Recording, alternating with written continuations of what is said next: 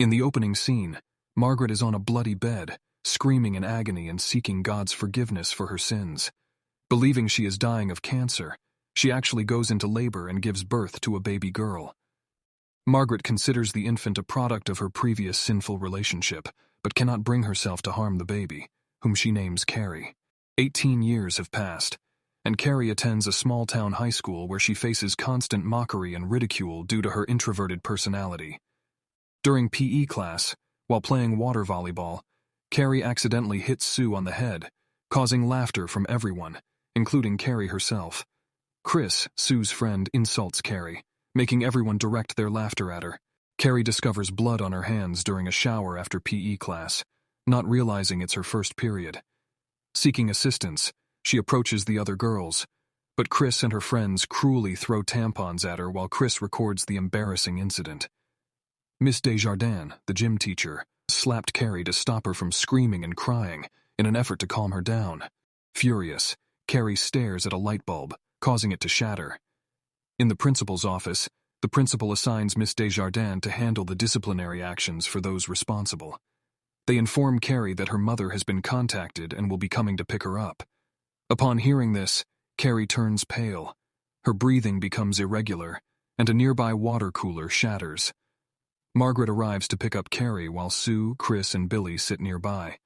Chris shows everyone a video of Carrie, who catches sight of their actions. Sue watches Carrie with a guilty expression on her face. When they arrive home, Carrie expresses her desire to talk about why Margaret never explained her period. Carrie reveals her fear of thinking she is dying. Margaret avoids the topic and urges her to come inside. A local boy rides his bike around the car and taunts her. In response, Carrie seemingly uses her powers to make him fall off his bike, scaring him away. Inside the house, Carrie discovers Margaret hurting herself. Carrie tries to talk, but Margaret focuses on prayers with made-up verses and locks Carrie in the prayer closet, demanding forgiveness.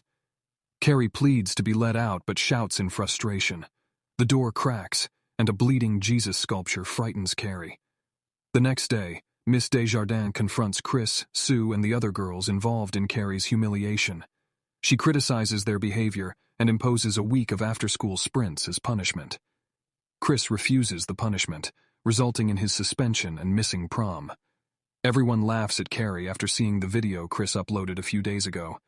Humiliated, she enters the bathroom and focuses on the mirror, managing to shatter it. Surprised by her own ability, she levitates the broken pieces briefly. Carrie visits the library and researches telekinesis through web sources and books. Back home, Carrie practices her powers by making books and objects levitate, including her own bed. Margaret hears the commotion and grabs a butcher knife to investigate. When she reaches Carrie's room, Carrie tricks her by turning off the lights and pretending to sleep. Sue asks Tommy to take Carrie to prom as a way to make up for the humiliation. Tommy finds Carrie at lunch and asks her to prom, but she thinks it's a joke and runs off. Tommy drives over to Carrie's house and tells her he is not leaving until she says yes to prom. Carrie agrees but sets a curfew of 10:30 p.m. due to her mother. Carrie goes to town and finds a dress shop. Chris sees her and gets angry, planning revenge with her friends. Later, Carrie tells her mom about being asked to prom, but her mom is furious.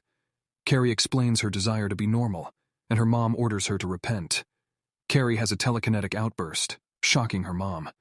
Carrie reveals her powers and insists on going to prom. Meanwhile, Chris, Billy, and their friends are at a farm, where they gather blood by cutting a pig's throat.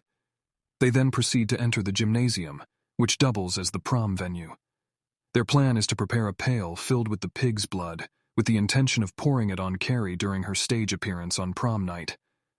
On the night of the prom, Carrie adorns her dress and applies subtle makeup, embracing her true beauty and transformation. Observing from a distance, Margaret disapproves of Carrie and foresees that she will become a subject of ridicule. Carrie, overwhelmed with frustration, uses her powers to lock Margaret in the prayer closet. With no one to intervene, an anxious Carrie steps outside to meet Tommy, seeking validation regarding her appearance. They arrive at the prom venue shortly. Before entering, Carrie takes a moment to contemplate the other students. Tommy consoles her, assuring her that not everyone is as bad as she perceives. They enter the venue together, where Tommy introduces Carrie to his best friend and his girlfriend from another school. The girlfriend compliments Carrie's dress. As the evening progresses, Carrie begins to feel more at ease, letting go of her initial anxieties. Tommy invites her to dance, but they decide to wait for a slower song. During this time, Miss Desjardins notices Carrie and compliments her on her appearance. As they engage in conversation, Tommy sends a reassuring text message to Sue, letting her know that everything is going smoothly. Tommy convinces Carrie to join him on the dance floor when a slow song starts playing. Patiently, he teaches her the steps, and she quickly catches on. They share a sweet moment, and Tommy's expression reveals a growing attraction towards Carrie despite his loyalty to Sue. Carrie questions his motives for asking her to prom, but Tommy reassures her that he genuinely wants to be with her. Chris and Billy sneak into the prom and position themselves in the rafters, waiting for the right moment. They pass rigged ballots to Chris's friend, who swaps them to manipulate the prom king and queen election in favor of Carrie and Tommy. At the same time, Sue receives a text from Chris, praising Carrie's appearance but hinting that it won't last. Sue rushes to the prom, determined to intervene and thwart Chris's scheme. The ballots are tallied, and to Carrie's astonishment and delight, she and Tommy emerge as the winners.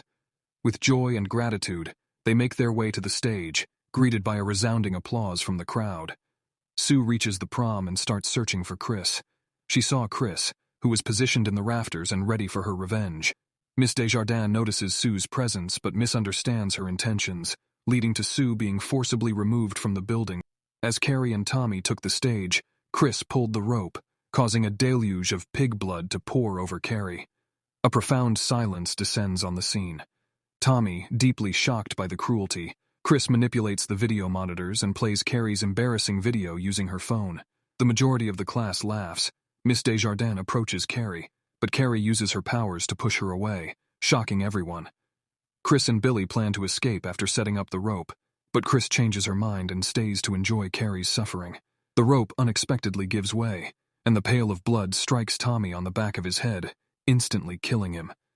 Carrie, devastated by the loss of the only person who had shown her kindness, holds Tommy in her arms. She looks up and recognizes Billy's sunglasses in the rafters. Something snaps in Carrie's mind as the blood on her body begins to levitate.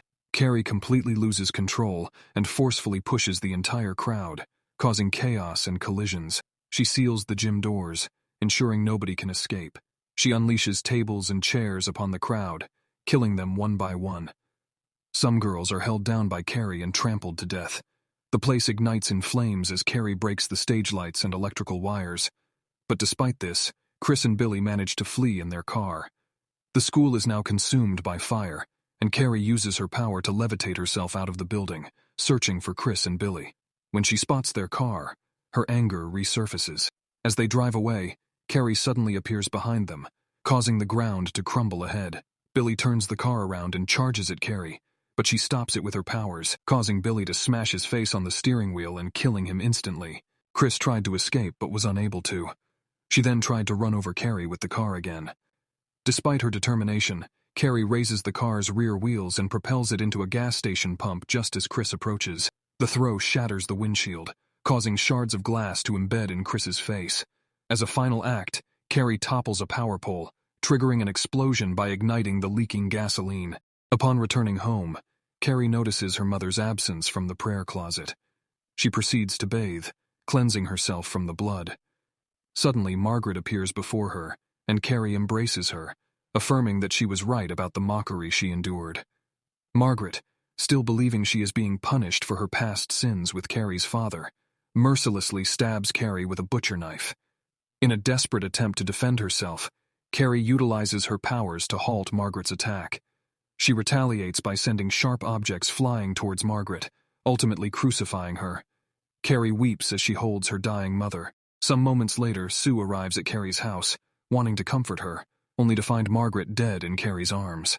Overwhelmed with regret for her actions, Carrie unleashes her powers, destroying the house and prepared to kill Sue as well. She stops when she realizes Sue is pregnant. Carrie uses her power to send Sue out of the house. The house collapses, burying Carrie and Margaret inside. Some months later, Sue lies in a hospital bed about to give birth, experiencing excruciating pain. A bloody arm suddenly emerges and grabs her. Sue wakes up from her nightmare, screaming in fear, and realizes it was all just a dream.